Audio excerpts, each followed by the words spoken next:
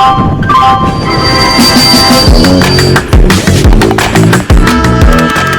is a podcast by the News Minute, and you are listening to South Central. Hello and welcome to South Central, a TNM podcast where we put South at the center. Today is the 27th of November and we are recording at 3 p.m. I'm your host, Dhanya Rajendran. In this week's South Central, we look at Gautam Adani's indictment by the United States of America and the Jagan Mohan Reddy connection. We'll also look at the Supreme Court's decision to grant bail to actor Siddique in a sexual assault case and whether the Tamil and Malayalam film industries are right to push back against reviews by audiences and social media influencers. Joining me in the studio are my co-hosts, Pooja Prasanna, the reporting head of the News Minute, and as someone wrote as a comment on South Central, their new intellectual crush. Other co-host, Leena Raghunath, journalist and lawyer who's worked with the Caravan and the Supreme Court Observer. Joining from the Bengaluru studio is Nadika, a teacher, writer, film critique. What other introductions should I add? Tech writer. I'm just Nadika, writer. Very humble. And joining us is also M. Rajshekhar, an award-winning journalist who is here to explain to us the whole Adani deal. I would say Rajshekhar is one of the few journalists in India who have done extensive reporting on Adani, on various businesses, and of course on the solar sector himself. So who else to get here for the show than Rajshekhar? Thank you, Rajshekhar, for joining us. I'm panicking after that introduction. You should. That's the whole point of this introduction. A few announcements before we go to the main headlines of the week.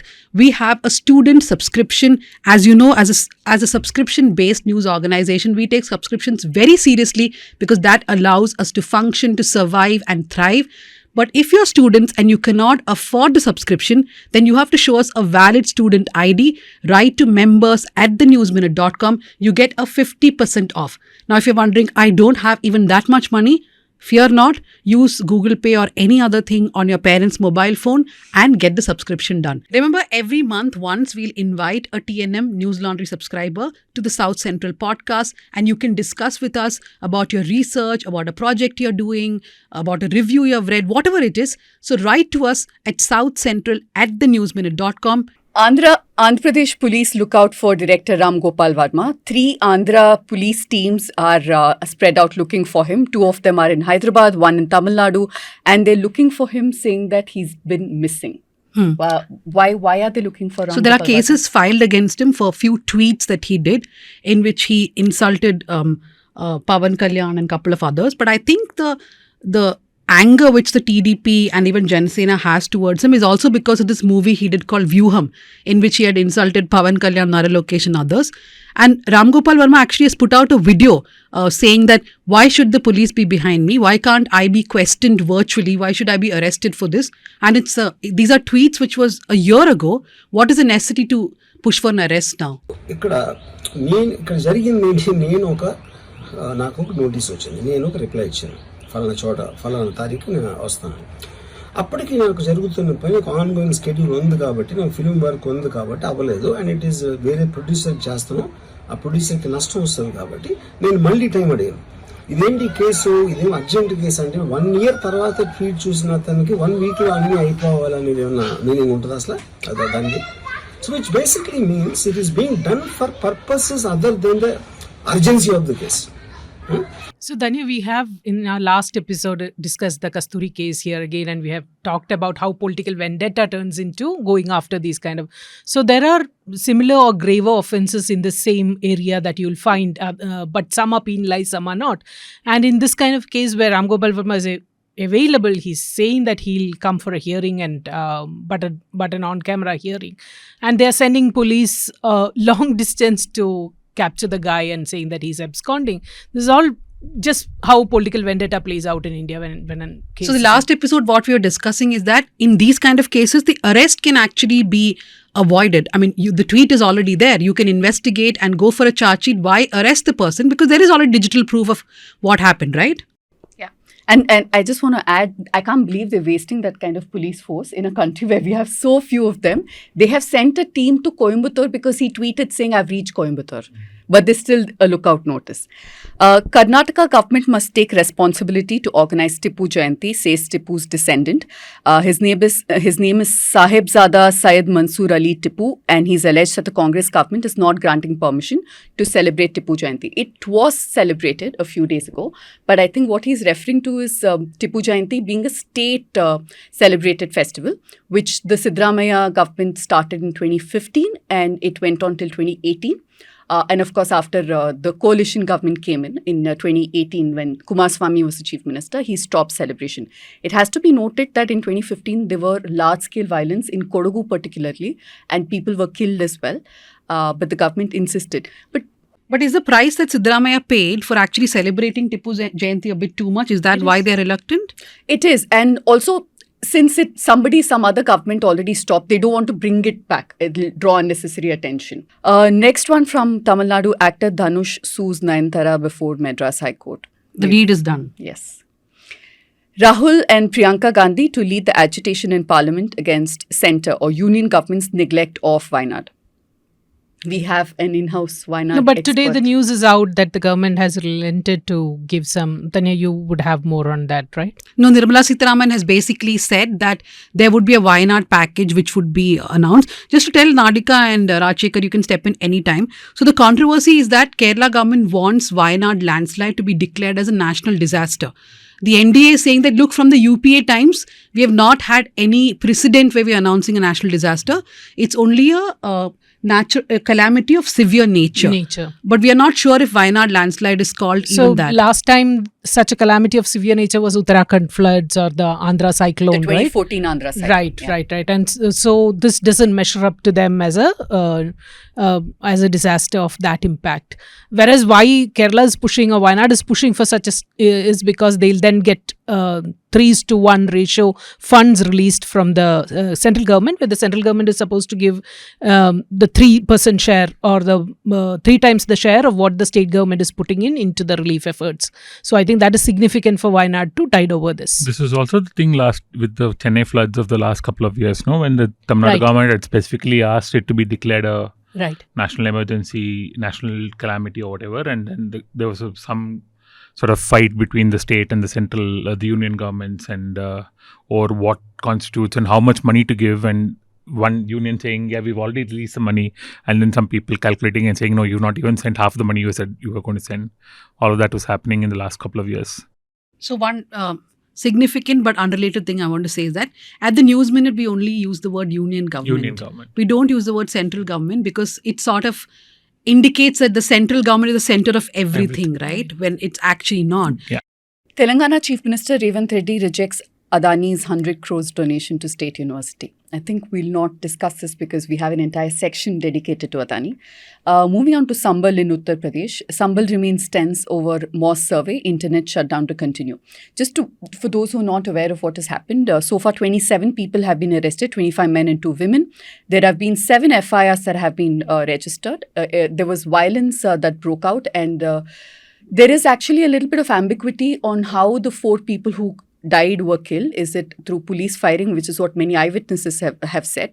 But police sources that have been quoted extensively by some sections of the media say that it was friendly fire. Basically, the protesters were armed and they killed each other, is what it says. But whatever it is, the fact is that there is a legal aspect to this. This is very interesting that I wanted to point out. The opening episode of South Central we did about DYC, that is the outgoing CJI Chandrachud's legacy. DYC sound like KFC. Can you say the full name?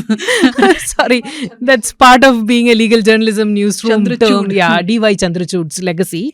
And I think one of the most, 2 most damning things we are going to discuss here, I think, of his legacy. One is his refusal to order a Hindenburg investigation, changing it into a joint SIT investigation. And second, I think, is this what he has done with the Places of Worship Act. It was decided that act was brought in to say that no more Babri kind of situation arises where Places of Worship Act, as it was during the independence time, stays in whatever religion that has been worshipping there, and there is no more changes of claims in court.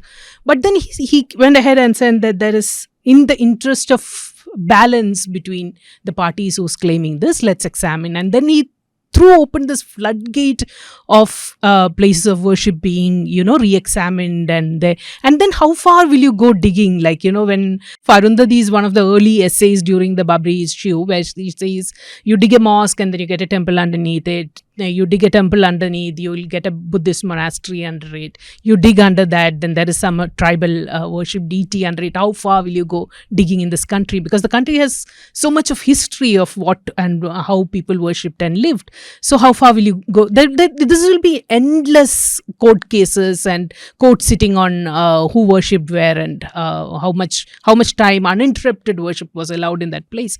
So it's a sad state of affairs what's going on with Places of Worship Act that is happening right now. The very reason why that act was brought in, and now the courts have stepped in to set that aside. One nation, one subscription. Government's 6,000 crore plan to give varsities access to 13,000 research journals on one platform.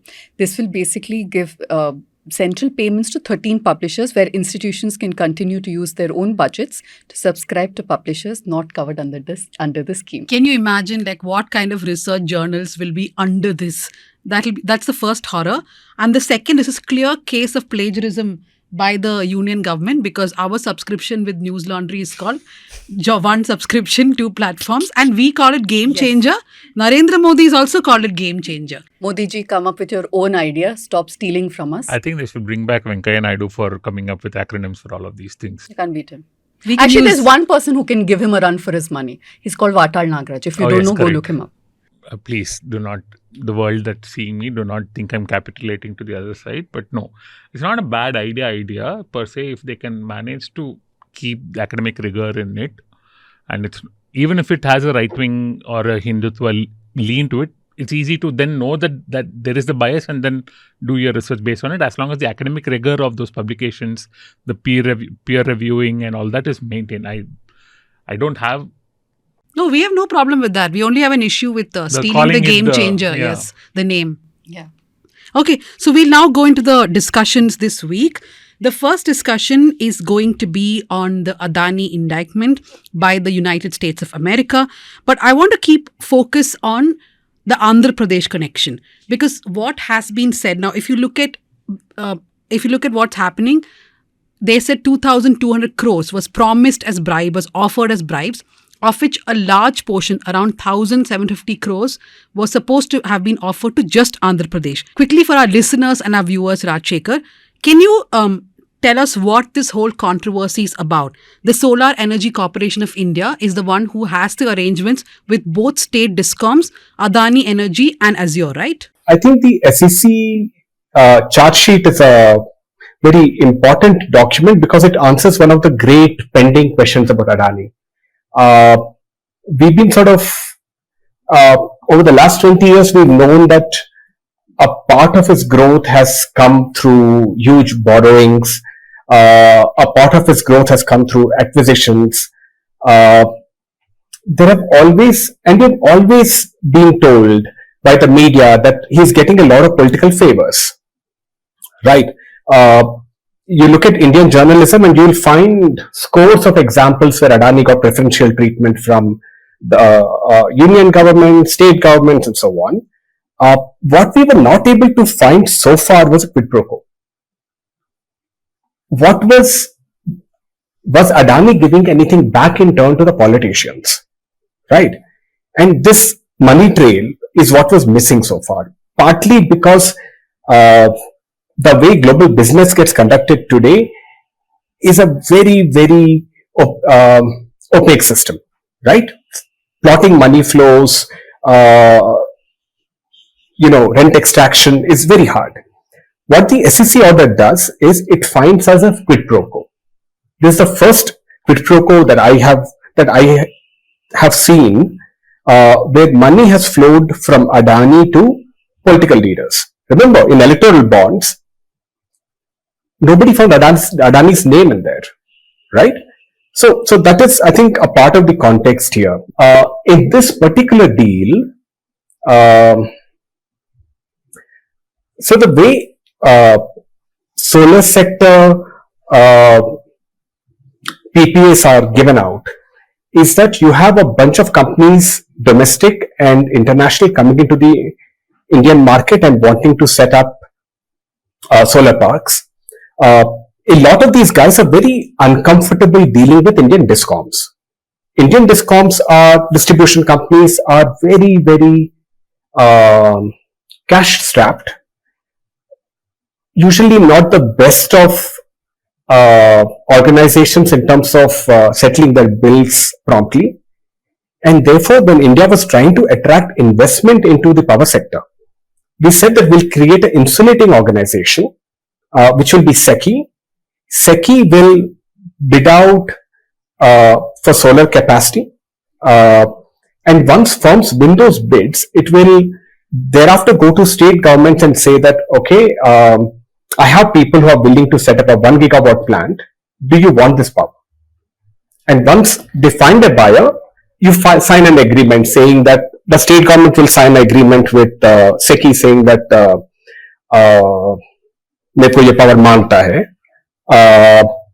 And SECI will then sort of talk to the project developer and say that, okay, I've found a buyer for you. Please go forth and set up your plant. In this case, what happened is a little puzzling. First and foremost, SECI gave out a tender for a manufacturing linked tender.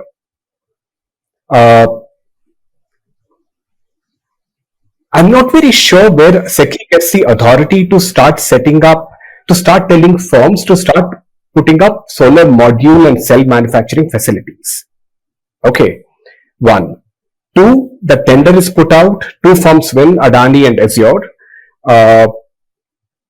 The price they bid is 2.92. It's higher than what most bids at the time are. State discoms decide not to buy. The fact that this bid price is high is not a surprise because unlike other solar developers who are only setting up solar panels and solar facilities, solar panels essentially, this project has Adani and Azure also investing in factories for making solar cells and solar modules. The amount of money you put in is bound to be higher and therefore the tariff you're going to ask is bound to be higher. What happens in this case therefore is the price that they sort of conclude is viable for them is higher than what other PPAs are netting for SECI.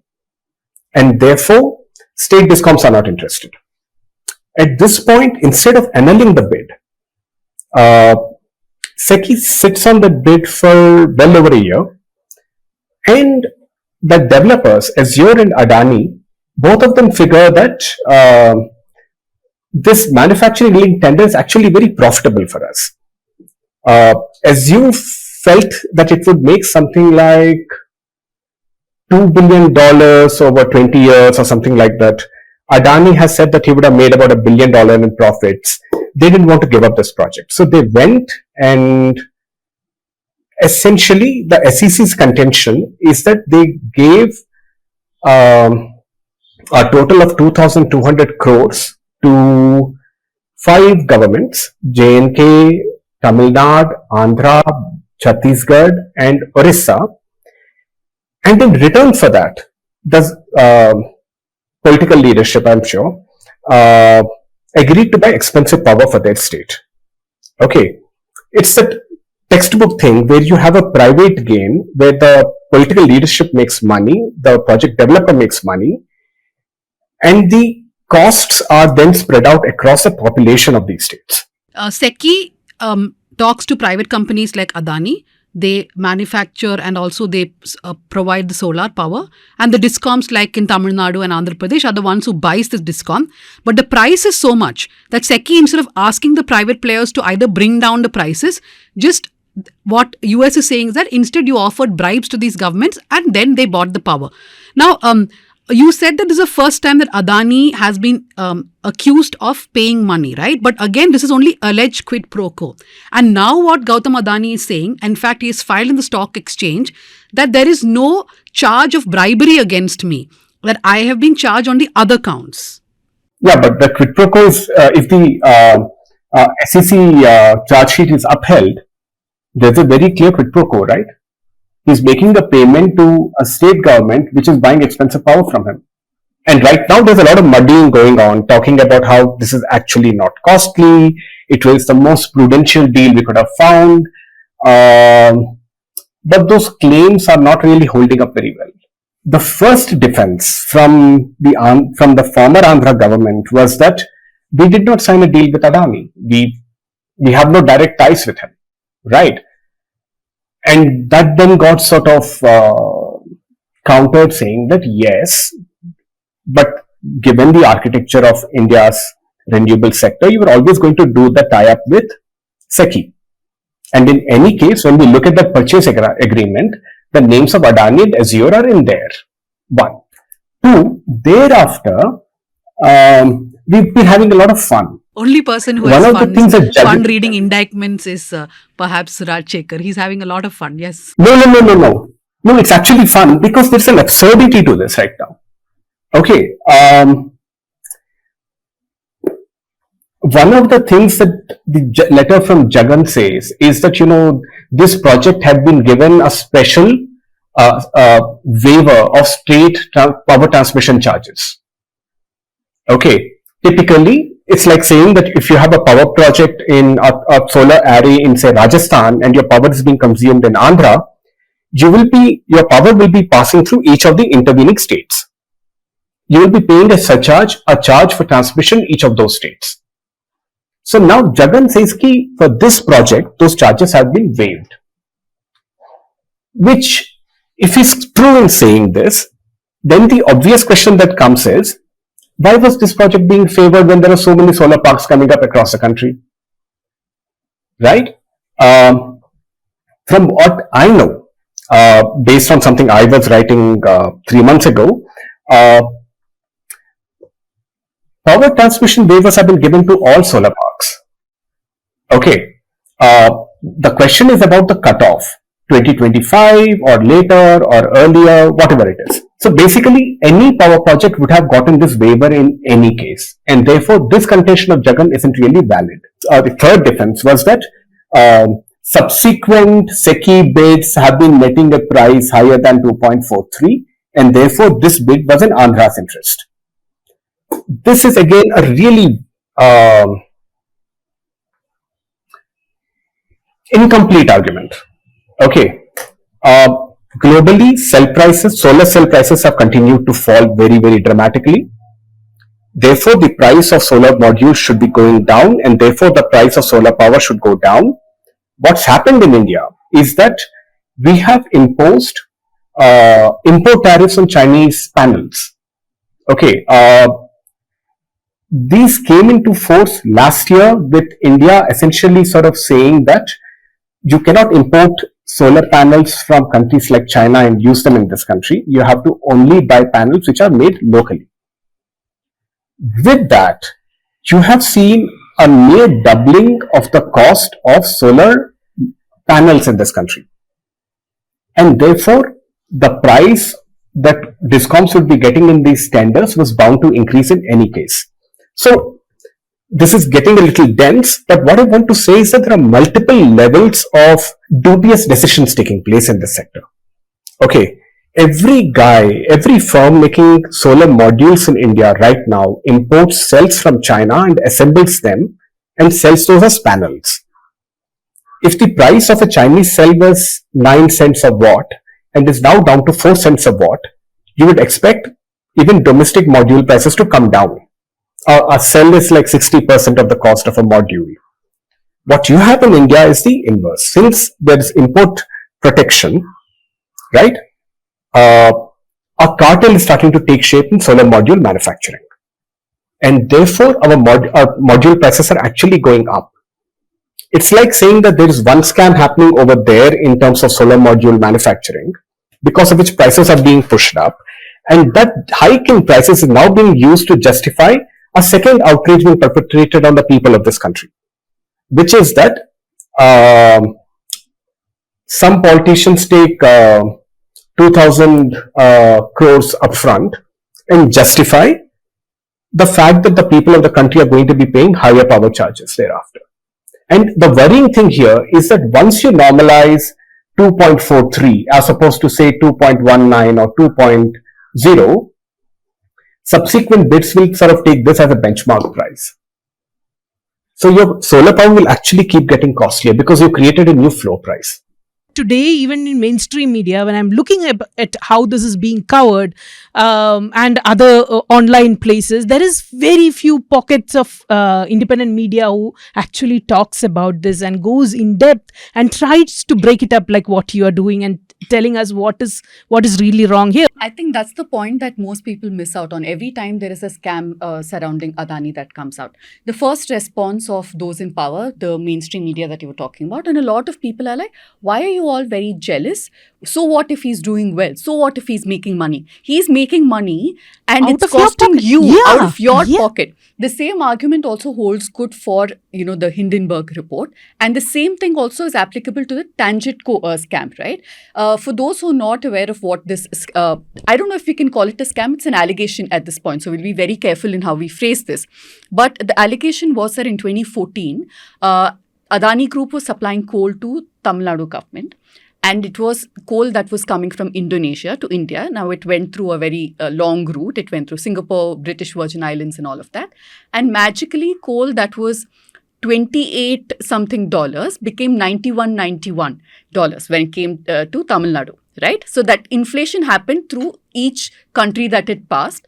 And what was passed off as high quality coal was actually very low calorific value. That is how the quality of the coal is measured. Now, in this, two things happened. One, everybody in Tamil Nadu ended up paying more for the electricity because the coal cost them more. The second thing, which is far more dangerous, is that low quality coal is burned, which means that your environment, the air that you're breathing, is that much more polluted thanks to this corruption scam allegation by Adani. This is not a morality play or anything. This is not about having moral outrage that how could they take 1,750 crores, right? Or how could he use this to make large profits of 16,000 crores? The cost of such an exercise or such a transaction runs very, very long. Pooja spoke about pollution because, low quality coal was burnt in the Tangitco transaction. What happens also is that when you pay 4 times the market rate for coal, the cost of your power goes up, as it does in this transaction. When the cost of your power goes up, a bunch of your MSMEs in, say, Coimbatore or wherever will find that their cost of energy is higher than the cost of energy in other states or other countries. Those firms lose competitiveness. And those firms then, some of them start shutting down. In the same way that when every household in this country is struggling with inflation, now you sort of say that, okay, you know what, buddy, from now on, your cost of power is going to be greater than what it was till now. Okay, that again has material outcomes. The beautiful thing about the counter narrative to this is that they are trying to tarnish the image of India and to take on India's big businesses by doing this. All those people who want to believe that narrative that India has a whole lot of thanks to give to US, that they are doing this investigation on behalf of us because all our agencies that were supposed to do this job has failed so badly at doing it that when the OCCRP investigation and the Hindenburg report came and then Chandrachud, our hero, was again in the court and he said that the precious court's time was being wasted because there was no well-researched things in front of the court to say that the investigation that is being conducted by SEBI into this should be now shifted to a special investigation task force. So it's very sad, after the refusal to investigate the Judge Loya death. I think this is another investigation that the court turned its back on, and I was seriously shocked why the court wouldn't do it because SEBI But can they do it now? For example, can TDP ask for a vigilance probe? Of course, TDP is caught between the devil and the deep sea. Yeah, any citizen in this country can ask for a probe here because there is serious allegations here, and it is in the interest of every citizen, every agency, and if a government knows to do its job to investigate this and do, some way cooperate with the US government and try to get to the bottom of it. But if your own hands are tarnished, to how much would you want to do this job? I think there is a petition filed in the Supreme Court. Now, I think it's time for the Supreme Court to stand up and make its voice heard. There have been previous probes also. But look at how it was tweaked in Adani's favor, right? We've done a piece on how... We should add allegedly before everything, otherwise we are getting a notice very soon. Right, everything is it was allegedly allegedly the Supreme tweaked. Court, Let's see allegedly how the everything petition, was allegedly tweaked allegedly in Adani's favor, allegedly. Just one in the bank. Next time I forget to mention it. In a panel of 6 people, 4 of them have conflict of interest. 3 of them have worked with Adani in the past or has some interest that is aligned with Adani allegedly. So can we actually expect such a panel to be impartial allegedly? Okay, that's too many allegedly. Because I forgot so many before. In the beginning. So like I said, an investigation can be opened up at any point of time. Either the Supreme Court can step in and now say, okay, course correct and say that, okay, this needs a bigger kind of a team put together. Rajshekhar, do you think any of these, what is happening in the US indictment and all of that would ever open up a similar investigation in India and would see because there is a hopelessness when I talk about this. When you say who will investigate, no, I should name someone who has to investigate and will bring some result, right? At this time, I think things are just tremendously broken. Even if there is an investigation, it won't produce anything. I think it's great that things, however, are getting documented. I think what is going to happen is that we are an intensely political country. At the most, at this time, cases like this will be picked up to settle political and economic scores. Okay, I don't think anybody here, look at this list of institutions, right? Which of them is acting in public interest? I don't even expect much of a blowback from institutions either, because what happened after Hindenburg is that for a while everybody was like, oh, corporate governance ka problem hai and so on. But at some point, the investors again said that the underlying assets are healthy, they're real, this guy is bankable, and at this time his prices are low and therefore he's a very good investment. Right? So, I don't know how this plays out. I think it will have impact in the long term. In the short and medium term, I don't think so. Not unless he has a real liquidity crisis, which I don't think will happen. He's too big to fail in that sense, right? Not only for the country, but for the BJP. I added allegedly at the end of it. Yes, thank you for the allegedly. Adani is allegedly too big for him to fail. Is that where you want to place the allegedly? Allegedly, Adani is too big to fail for India allegedly and the BJP allegedly. Thank you. So I want to just wrap this up saying that, pointing at something which Rajshekhar said, he said, maximum this could be used for political gain, some political brownie points.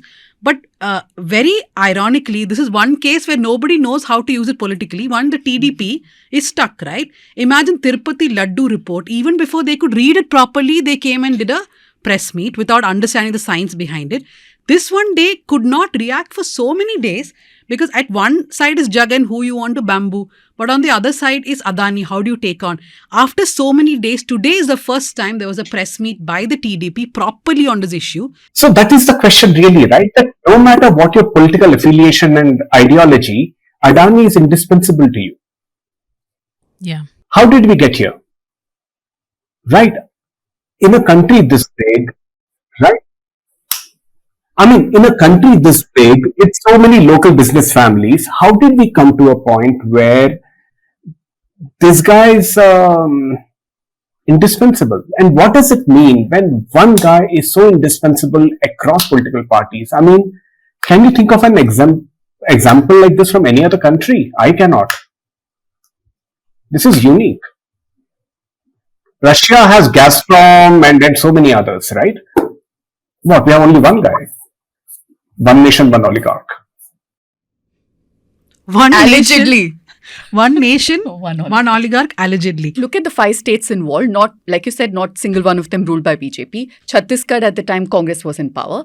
YSRCP and BJD were friendly parties with BJP. Then you have one Jammu and Kashmir where a lieutenant governor was in power, and then DMK. So BJP says, oh, you talk about our closeness with Adani, here you guys are in business with him. But still, they don't want the investigation against Adani Of because all course BJP not. ministers have Of been course not. tweeting against it. And that, the audience, is the irony of Indian politics. That you have politicians who want to either save their own interests or the interests of their friends. Now we'll go to the next discussion, which is from Kerala. It is about the Hema committee and its aftermath.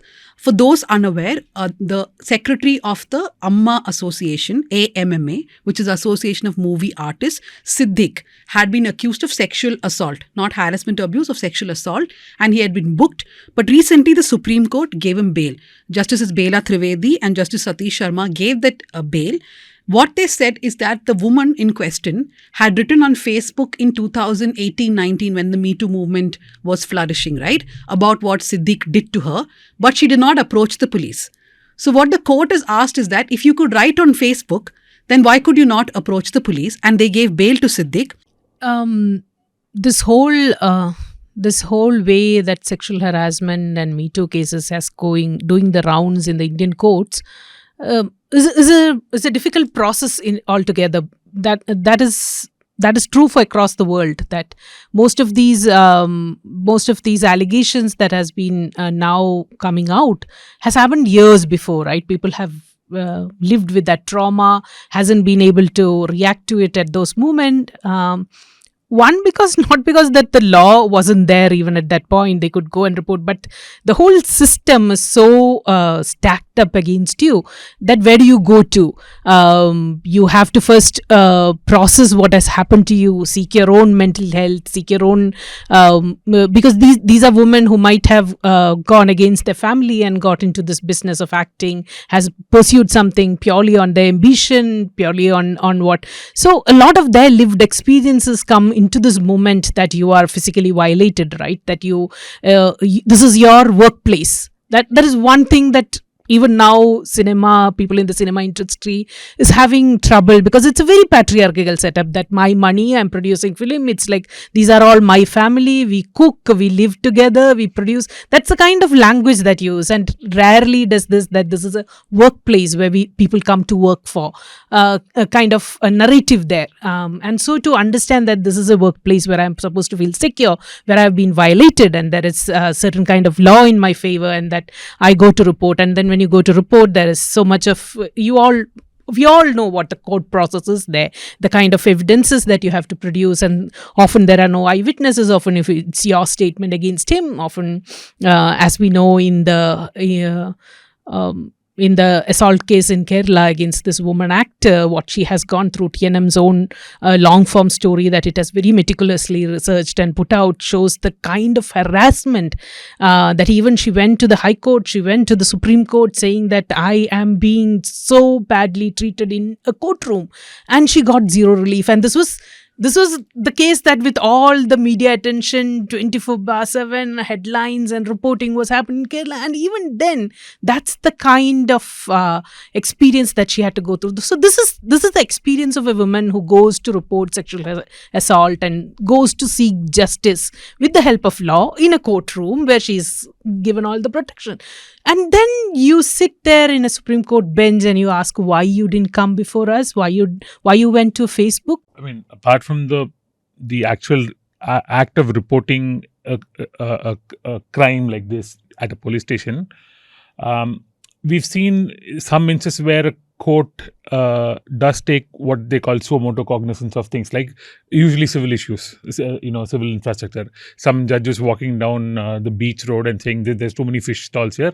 So the court took suo motu cognizance and they went and ordered a demolition of all the fish stalls. So why isn't the court saying, okay, I can take suo motu cognizance of somebody who was not able to approach proper avenues of justice and is writing on Facebook? Why should that be a problem at all in the first case? And also, what are the structural issues of of somebody like this going and approaching a police station or a district magistrate or whoever it is to saying, I this is the problem. Nobody's discussing that so much, right? And this point is interesting, Dhanya. I think you'd be able to speak more on it, that none of these women look at court of justice as the place where she's going to get a redressal for it. So for each woman who has gone through sexual assault, her way of getting over the trauma or getting her the justice that she needs can be different. It need not be through punishing the person. They can choose what kind of justice does they want. Right now, what the Kerala government has done is also that they have made it imperative on the victim that they have to put in an FIR, they have to put in a name, and they have to take this course of justice. It need not be like that. So two things that judgment basically says, not judgment, actually judgment is very brief, but during the court interactions, The oral observations. two things stand out. One is of course this question of why did you write on Facebook? Why did you not go to the police, right? Now, to add to the points that you both made, it is not easy, and Siddique is not a very powerless person that somebody will go to the police immediately. I have interacted with that woman. She is very young and she felt very scared at that point of time. Though on Facebook you do project one veneer of bravery, right? It was not true for her. But it can be both, right? You could be a brave person and you could still be broken inside because of what Exactly. happened. No, I'm saying she was very scared also because she was getting a lot of threats. So people were like, on Facebook itself, if you have faced this, imagine going to the police or the court, right? That's a first refrain you get from your family and friends. So I'm assuming she got that. The second part, the court is saying that why did you not go before the Hema committee then? Okay, fine. You wrote on Facebook, but you could have gone to the Hema committee. So we did ask her, why did you not go before the Hema committee? It is a very simple reason. She hardly gets any projects. She got a project where she was shooting somewhere in North India and she couldn't come back.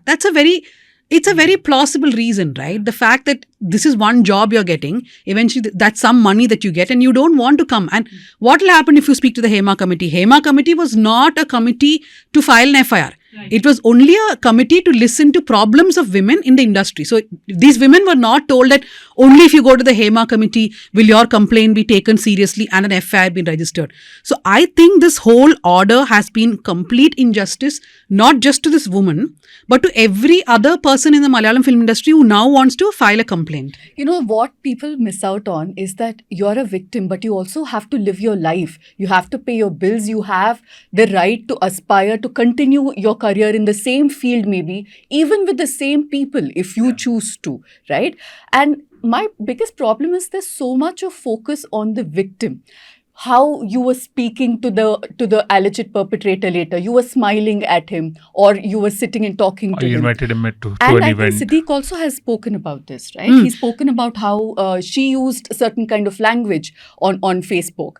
And my God, the gall people have to look at this entire thing of saying you should be an ideal victim where you're so, shattered and broken that you should be whimpering in one corner and not be abusive, not use profanity. So that was actually a big problem. The fact that she used the word... No. Allegedly.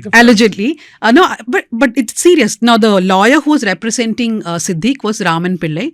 For those not aware of Raman Pillai, he's the same lawyer who represents Dileep, who also represented Bishop Franco, who was acquitted. His clientele is the who's who of the scum world. Yeah, exactly. Allegedly, yeah. Petition which Siddique filed in the High Court says that, she projects herself as the exact words are, vulnerable middle-class single daughter who lacked the courage to report the incident and who continues to suffer from intense trauma. So he's saying she projects herself like that, but she's not like that. Why? Because she has used profanities on a couple of her lives, and that she wrote a Facebook post in which she named 14 men as people who have harassed her. So this was, I think, misrepresented to the court. And if the judges do listen, I hope they do listen, or somebody sends this clip to them. Basically, it has been misrepresented, saying that she blamed all these men of sexually abusing her. That was not the case. She named all these 14 people and she said one or two of them sent her, abuses online harassment. One was somebody she worked with, so it was workplace harassment. Another 2 people for some other reason. All these 14 men were simply men who at some point of her life had harassed her in multiple ways. So it is not all sexual assault, right? But I'm saying, even if she had put a list of 14 men who sexually assaulted her, what is the problem with that? You remember the other case that you reported from Karnataka, the Yediyurappa complainant who was also made to feel something similar, right? Where they, all the media, at least a last section, Including including us us initially, said that she's filed 50 complaints. These large numbers that are thrown around to make it seem like, oh, she's a habitual complainer. She keeps filing complaints, so you don't have to take this seriously. Something similar being done here as well. So in the Yediyurappa case, there was a child who had accused Yediyurappa of sexually assaulting her. When the FIR was filed, immediately we got this list which was given by the BJP of around 40 to 50 complaints that the mother had filed, right? And we were told that the mother has filed complaints against a lot of politicians, and so she's a serial complaint giver. Don't take it seriously. I mean, I'm admitting this. It was time of election. We were really busy. We could not focus on it. So I also told my colleague Shivani that, if that is the case, if the mother has given so many cases, let us just report it factually. We did a rudimentary news copy. Yeah, but we did not go into it. Then later the family approached us and they came down here. The mother passed away. She had cancer and she passed away. And then the family approached us and I had an interview with them. We also wrote a story on it. So basically they explained to me how this child was sexually assaulted by a relative. And when they never got justice for that case, she kept on filing more petitions. So she was not even filing petitions against politicians. She would go to the Home Minister and give a petition saying that please do something. Then there was a cop with whom she did have a sort of a problem. So she again filed complaint on that cop. She would go to the Home Minister to give a complaint. She'll go to the Finance Minister. So all that became part of this list. But eventually what I saw was a mother. She was working for a big IT company. So was the father. They were like the couple who had a Mercedes Benz and all that, right? A normal middle class family in Bengaluru, and suddenly their life is thrown apart because of this one case. And she's also branded as someone who has just given a lot of complaints. That is exactly what is happening in this woman's case, right? Yeah. No, so that's also, we also see in Tamil Nadu, we have that multiple allegations against the lyricist, allegedly lyricist, and despite complaints, official formal complaints and like informal on social media and all that, no action. And in fact that person is very close to the party in power, right? And there seems to be nothing happening. So the question then is, what even if you do go to a police station and they take your complaint and they follow the process, what is going to happen after that? I mean, just think of the country we are. The standard of proof required of the complainant is so high, right? Immediately, within a month, 6 months, go to every single forum that we are defining for you, right? And you look at how these institutions themselves behave. The more powerful people are going around committing all sorts of crimes, including economic crimes, what I was talking about, right? We really are a country where there's one set of standards or the burden of proof from the civilians and the citizens, and another from the people running our institutions. There's absolute lethargy in the latter set in terms of justice. You look at how the MJ Akbar case itself sort of, was handled, right? Or the Ranjan Gogoi case. So you want your people to be immaculate in how they sort of, comport themselves. You don't feel any need to have those sort of standards for yourself. I find it's quite an indictment. I mean, it's not a surprise, but it's quite an indictment. If you're powerful, you're innocent until proven guilty. If you're a complainant, if you don't have either political clout, social clout, money clout, whatever it is, then you are guilty until proven innocent, even if you're a complainant. But Leena, I want to ask you I want to complicate this discussion a bit, right?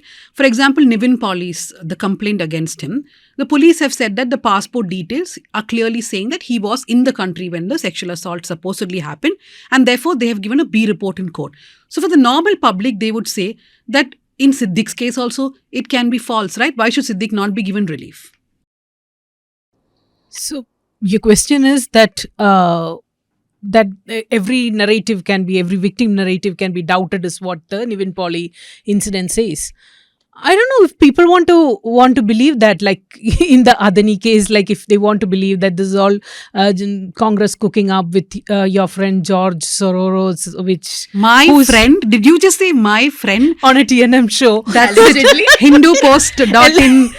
What is it? Observer will have articles. They will say Dhanya Rajendran exposed in a TNM podcast for being the friend of George Soros. So I also think there is a couple of other things also. I don't know how this fits in the last, but your everyday life especially in the last few years, the last decade has become so.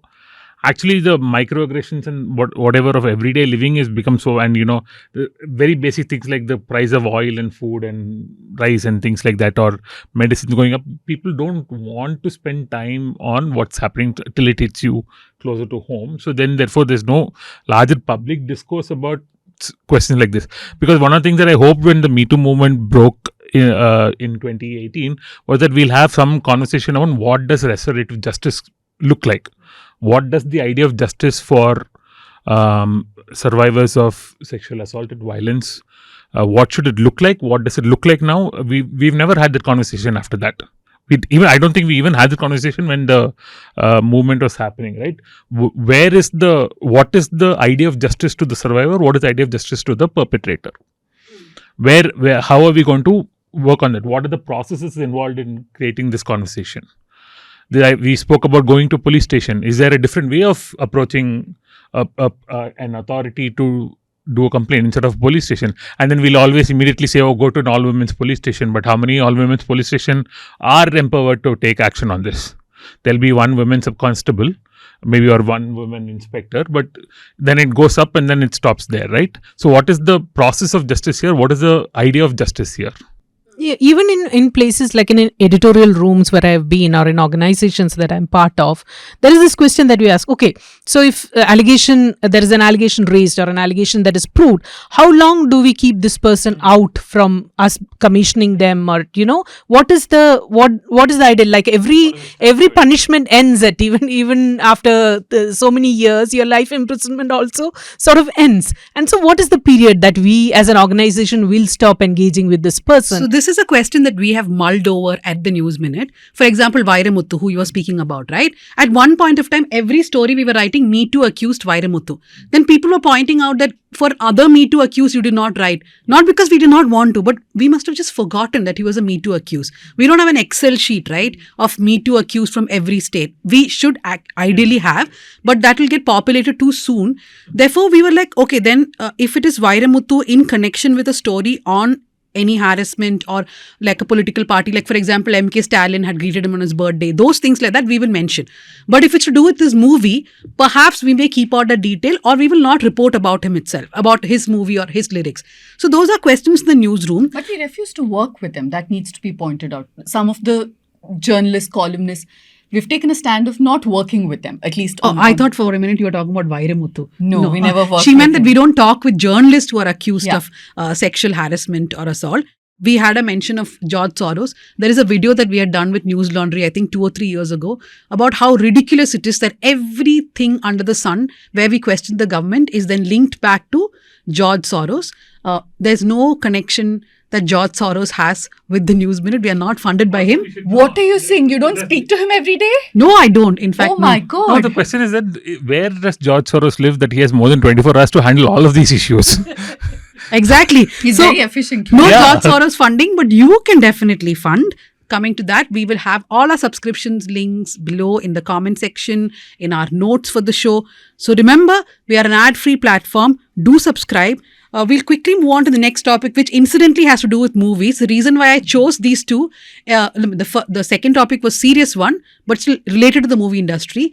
The third one, because Adani was too heavy and we should have some sort of relief also in the discussion.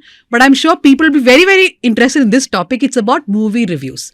Now, Tamil Nadu Producers Association has now said that they don't want audience reviews for at least 48 hours. They don't want theatres to allow audience reviews.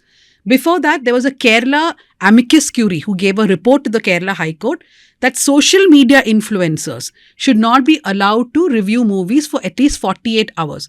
For those not aware, there is this YouTube thing where YouTube channels will stand outside a movie theater, and Pooja is coming out of the theater. They'll say, "How is the movie?" Shove the mic in your face. And how is the movie, Pooja? Oh, it was horrible. I couldn't sit through it. So Pooja is being very decent, but there was a man who came out of the theater watching Surya's movie Kangoa, and he said really nasty stuff about Surya and the movie. That in fact has become the biggest controversy, saying that this puts off people from going to the theatres. First thoughts, Nadika. Isn't that one of the demands made that no personal remarks should be made against people involved in the movie? Yes, of course. Right. Yeah. Where do we begin? For those, should you start with why you are the most relevant person to talk about this group? I used to write reviews for films at one point of I think time. that's too modest. Yes, go on. I have no idea how to think about this in any simple, complicated way. I can just sort of open my head and like pour whatever is there out. See, one thing I do think is that YouTube channels are doing this, pointing a mic at an audience way, because cable TV channels used to do that before then, right? YouTube is now where cable TV channels were some 20 years ago. Ouch. Yeah. Not us. Yeah, not E&M. So cable TV channels, and we have seen Sun TV doing that, right? Except the thing with a channel, because the airtime is expensive and all that, that it would happen once a week on a Sunday. With films releasing on a Friday or something, you had at least a couple of days for people to react to a film. Even though the review may have been done immediately, there was at least 3-4 days for a lead up to a film. And in fact, there was the Sun TV's great countdown show of the past. Can I say Sun TV? Okay, whatever. Yeah. So it used to say, okay, this film has just been released, so we will not take it into our review. We will not take it into our countdown. We will just say this film is released, you go see it, and then you come back and tell us how you. So there was some kind of editorial judgment taken on whether to review a film or not. But it was true that channels still put a mic and a camera into a person's face and ask them for opinions, and people would say whatever things. So I do think exercising some restraint on random sort of reviewing in front of a theater on the day of release it can be avoided, because also what happens with films is that yes, you may not like a film immediately after you see it. You may not like the same film 24 hours after seeing it, but you still need that little bit of space to think about the film. I think this is the way I think about films. So asking somebody just immediately after coming, a lot of things could have gone wrong in the way somebody experienced the film. They may have switched off the AC for a minute or two, or the person may have wanted to go to the restroom to take a break, and all the stalls are full, and so therefore they're running to get home and relieve themselves. So you don't really know. So while running out, they're like shitty movie. Yeah, exactly, right. All of that can happen. So we don't know what is happening. So on the one hand, I see why producers are asking for that sort of gap between release and review. But to say that only some people are good to do this and some people are not allowed to do it. So let's differentiate, Nadika. You are talking about normal public coming out and giving reviews. You are saying that maybe take a break, right? I'm not saying take a break. I'm saying, do you have to do that immediately on the first day first show? Okay. But what about the others? The problem is also regarding social media influencers. Now, how do you even define social media influencers? I hate influencers. If you hate the term or hate influencers only? The idea of influence and the influenza also I hate. They're called the influenza virus if you're not familiar with it. No, I'm not. Because they have spread so fast right now across the country. For instance, there are people now who've suddenly discovered that Chettinad is a place.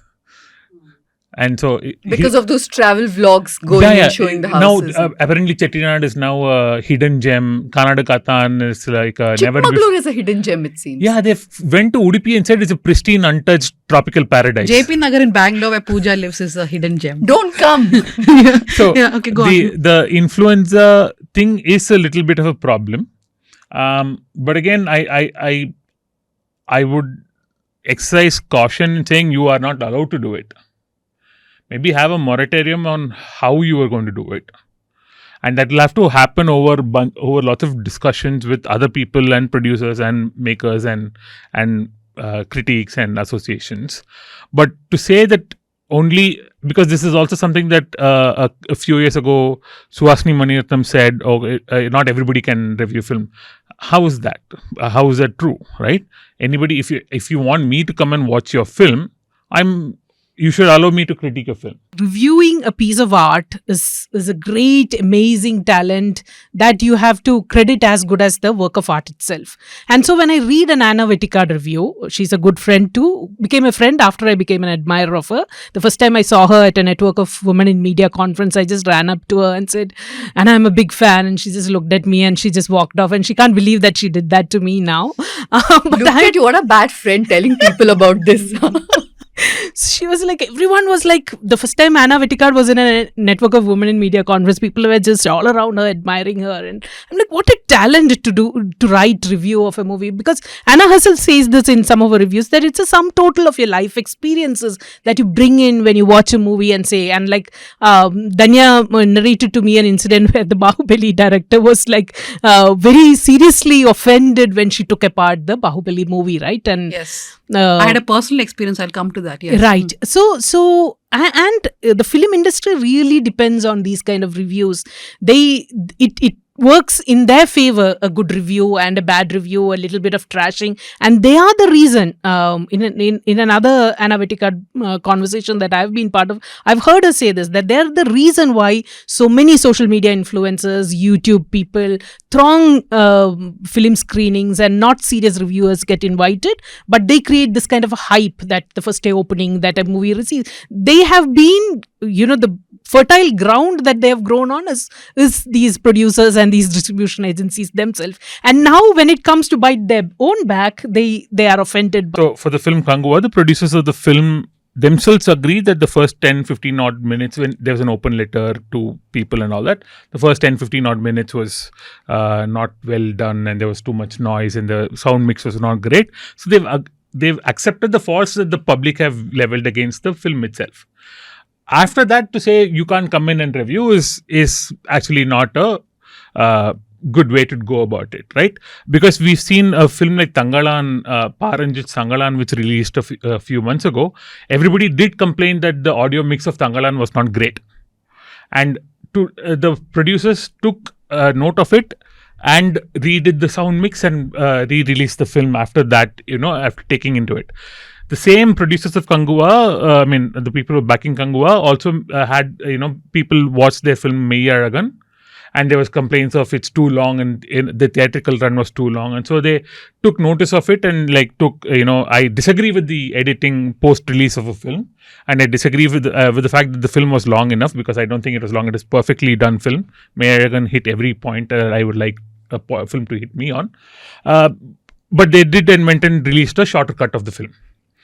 So you're okay with accepting criticism if it's sort of in the nature that you want criticism to be, but you're not okay with if you think so then my question is, were there other considerations behind this sort of refusal to accept criticism? Actually, Indian 2 is one of the movies mentioned. Yeah. And as somebody who was subjected to Indian 2, I can tell you that my condolences. You subjected yourself. So my condolences. Yeah. I mean, no amount of, beautifying it, my favorite phraseology, putting lipstick on that pig, would make me like that movie. Thank God I didn't spend money. It was on OTT that I watched. But my entire point is this, right? It is in public domain. When art or whatever it is in public domain, everybody has a right to praise it, criticize it, and you have to face it. And you have to face it. You have to eat, as they say, eat humble shit. It's the film industry which encouraged the YouTubers and continues to do that. Yeah. So when it's convenient for them, they're happy with them. When it's inconvenient, they're like, stop these reviews, right? But I want to ask again, can we really differentiate a social media influencer? For example, the amicus curiae report in the Kerala High Court said, it took the names of Anupama Chopra and Bharadwaj Rangan and said that, look, these are actual film critics who are also part of association. I think there's a Film Critics Guild of India. They do good reviews, but there are these other people who do review carpet bombing, saying negative stuff. Those reviews should have a moratorium. But can we really start differentiating people like that? Who is a film reviewer and who is not? Who is just a social media influencer? I don't see. The thing is, somebody like a Bharadwaj Rangan, or also, at some point they would have started somewhere. With the Bharadwaj Rangan and Anupama Chopra, they started with like a Hindu or a Indian Express, right? what to say. That was also the point that we used to say of blogs and all that, right? The person who was writing a good review on a blog would then be hired by a digital media organization to do the same thing for them. So what is the entry criteria? You can't put bars on this. Of course, there'll be some varying qualities, but that also comes from experience. You can't expect someone who's been doing reviews for 20 years to match up to someone who's an enthusiast about film, right? There are a lot of people in social media who've went and studied film. Right, your YouTube channels are full of those people who went and studied film at a government film school or one of those private film schools, and who have not been able to crack it into the film industry because the process of getting into the film industry is so their way of doing that is to like go through this way, Crack a few films. not just crack, but actually work on YouTube, do their own production to show that they can do production, right? And in the process, because all of us come with our own ideologies that we've picked up and what we like and we not like. I think it's perfectly fine to say, whatever is the review, you take, and this is the whole old Tirukkural thing, right? Which is like whoever says whatever, it's your ability to find the good thing or the truthful thing in what other people are saying. So why can't film producers do that? No, this also, why should everybody aspire to be with the Hindu? Exactly. I want to be independent. I'll run a YouTube channel, say what I want. Yeah. I may not be a film critic. I may be a reviewer. Yeah. I have my place in the And society. what is the difference between a reviewer and a critic is something nobody has defined yet. Right. I mean, unless you talk about how great the cinematography is, how the lighting is and all of that. That doesn't make you a critic at any point. That doesn't make you a reviewer at any point. In my reviews, I write about film. I write about writing of the film. I write about the cinematography. I write about the direction. I write about production and all of those things. But that doesn't make me a critic yet. So who is a critic is a question that is still left to answer. How do you define a critic? Who is the good critic? Who is the bad critic? Who is a good reviewer? Who is a bad reviewer? We don't have definitions for this. We don't have working models for this. Is there really any proof that these reviews cause losses? Because that is what these producers are continuously saying, that because of the review, people are not coming for the movie. No, Dhanya, I think it's obvious. We all go for movie because word of mouth. I can remember when there was a phase when I used to watch movies, and then we went for this one stupid movie that had Mohanlal and Mammootty and Juhi Chawla. Hari Krishnans, and people were queuing outside the theatre because Mohanlal and Mammootty, and then the North Indian sensation Juhi Chawla was, and we couldn't get tickets. And the next door was playing Summer in Bethlehem, which starred the next number 2 Suresh Gopi and Jairam and Manju Warrier, of course, the most bankable actor. But then nobody was queuing up in front of that theatre, of course, because these two superstars. And then we went, and that was a great cinematic experience that we came back from. So the word of mouth really pushes people to queue up in front and theatres, and how long it lasts. There have been so many beautiful movies which haven't found the kind of audiences that it should have found because there was no great reviews written about them in those initial phase when it was running in the theatre. And then it comes on an OTT platform and people watch it and say, oh, what a beautiful movie it was. But I think the OTT platform, the deals that they have also depend on all these, Yes. the first few There's a days lot of how it's done. sure. So it has a So dominance do you think there's effect. really a grouse that people are not going to theatres because of the bad reviews? See, the way I think about it is, of course, there's going to be some dampening of enthusiasm for the film if there's a immediate bad review, and especially if it's coming from all these channels.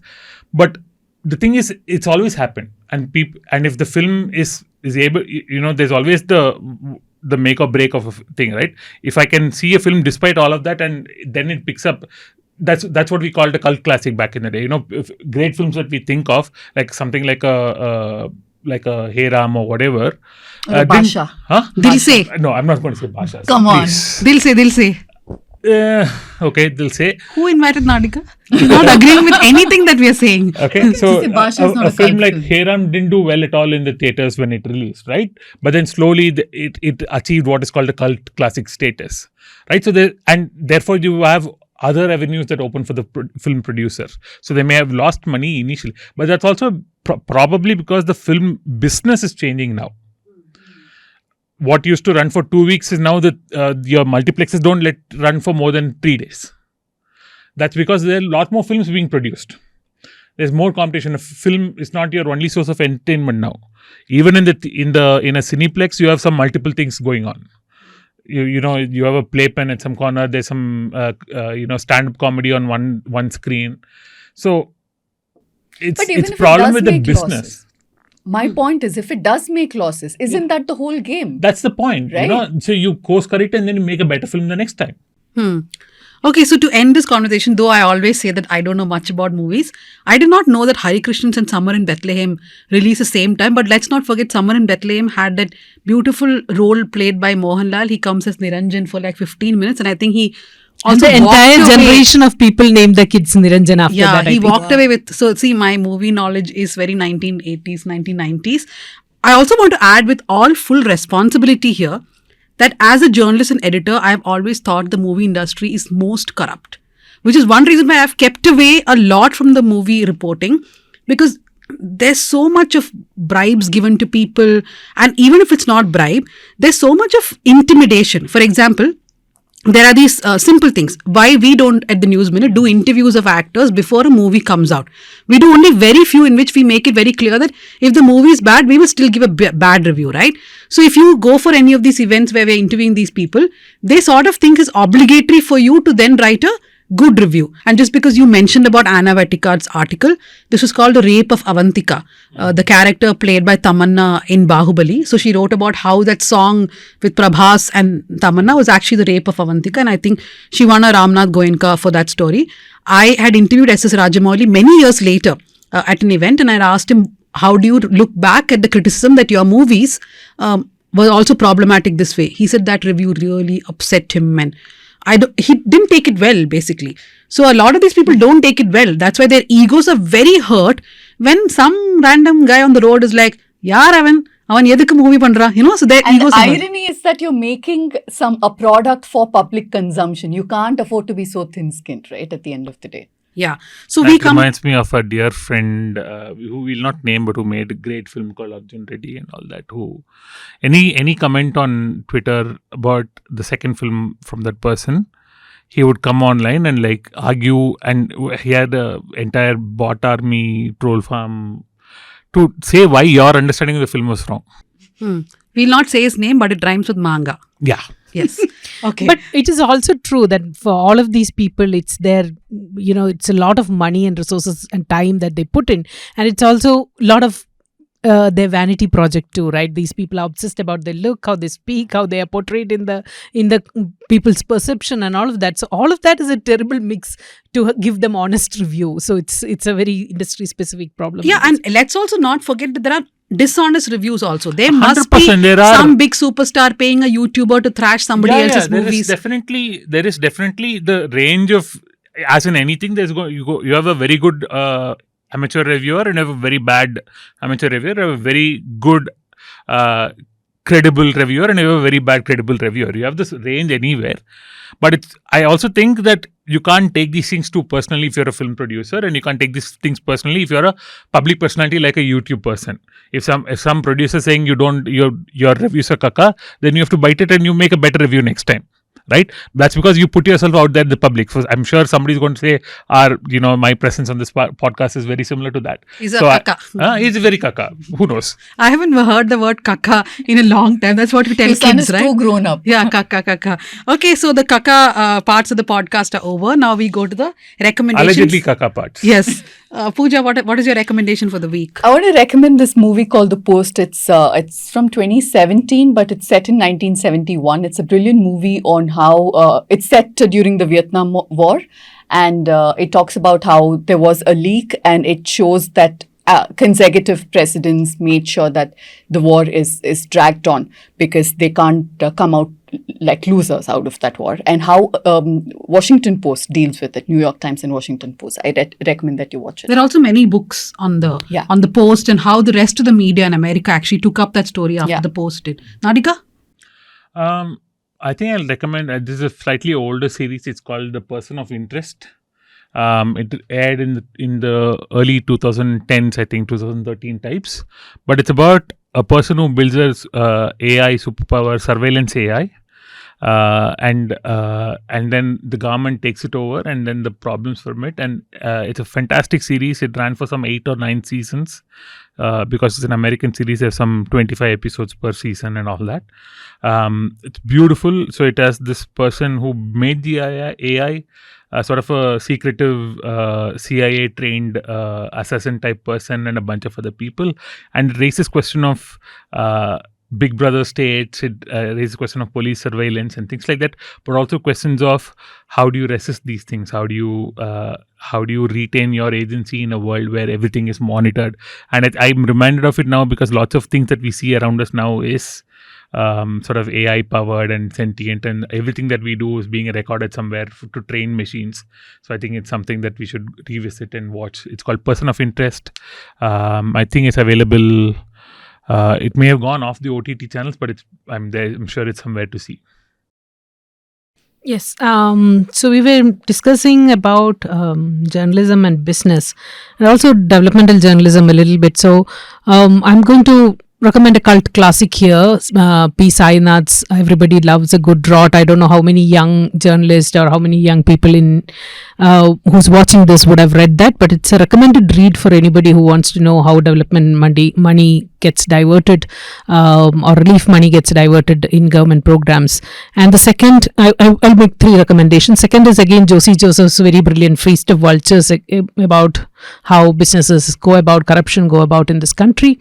And third is, because we talked about Me Too and its structural issue, it's an interesting thing I was doing. My favorite pastime is reading wiki pages. So somehow yesterday I came across that Adam Lovelace, the lady who was reason behind computing, and her father was Lord Byron. And I was also reading on this Frankenstein monster creation, and the author who wrote it, her mentor was also Lord Byron. Then I was like, what an amazing man, like 2 really iconic woman trained under his mentorship. And I just went to look up, and I know that he's a poet and all that. I looked at his personal life, which is the story of... Are you recommending his wiki page? I'm recommending the wiki page because I think the best of understanding how patriarchy works is to go in history and look back at all these men who have played such big social figures and powerful points in history that they have been figures of, and look at the personal life, how bad they have been to women around them, and then you'll start understanding maybe the Me Too movement a little bit better. First time I'm thinking somebody would be recommending a wiki page to all the Wikipedia editors who are probably in trouble in India. So contribute to them as well. Go read the ANI case against Wikipedia people. So I want to recommend something, but Rajshekhar, owing to bad internet, has had to drop off. We'll of course record his recommendation separately, but I want to recommend the investigation that he did this year, which I think was one of the most outstanding pieces of journalism that has been produced in India. It's called The Cost of Reliance's Wildlife Ambitions. It's a 2-part series on the Vantara Zoo, which is like a huge project of the Ambanis. Adani, Ambani. So it came up in the Hema mag. It's online. You just have to register and then you can read it. I know that Rajshekhar researched for that story for almost a year and of course many months to write it. And Himal is a very good magazine, a very good platform. So register, read it, and also contribute to Himal, because we really need media like Himal to thrive. I don't think they operate out of India, which is also one reason why they could carry that investigation. Yeah, I just finished reading this book by Robert Fisk, Night of Power. It sort of follows from his previous and sort of tells us the history of the Middle East from the Iraq war onwards. That's the end of recommendations for today and end of South Central. Thank you for joining us.